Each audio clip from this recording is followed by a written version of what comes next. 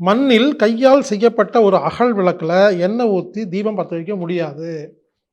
அப்போ ஒரு கையால ஒரு அகல் விளக்கு செஞ்சு, அதில எண்ணெய் ஊத்துறதுக்கு என்ன பண்ணுவாங்களாமா, வேக்ஸ் அப்படிங்கிற ஒரு மெழுகு தடவுவாங்களாமா. புரிஞ்சுக்குங்க. அப்போ மண்ல நாம செஞ்சு பயன்படுத்தினா, ஒண்ணு வேக்ஸ் தடவணும், இல்ல ஹை பிரஷர் பண்ணணும். இது 2மே கெடுதலுங்க. அதனால மண்ணுல அகல் விளக்கு செஞ்சு பயன்படுத்த வேண்டாம். புரிஞ்சுங்களா? இதனால சுற்றுப்புற சூழல் சீர்கேடு.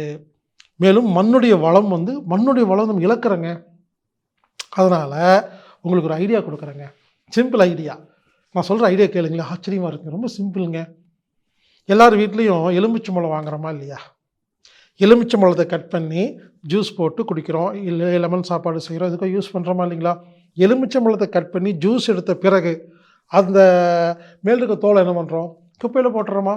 இனிமேல் எலுமிச்சம்பழம் வாங்கிட்டு வந்து கட் பண்ணீங்கன்னா, அத புழிஞ்சு ஜூஸ் எடுத்துட்டு குப்பையில போடாம, அத அப்படியே திருப்பி காய வச்சுருங்க வீட்ல. வீட்டுக்குள்ள வச்சாங்க, அதோட ஸ்மெல் நல்லா இருக்குங்க. வீட்ல வராண்டாவுல முன்னால வச்சுருங்க.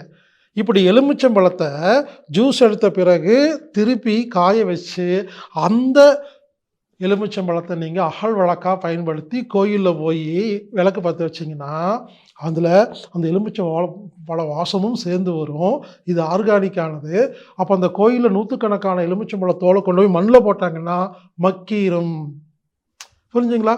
இது ஒரு அருமையான திட்டங்க.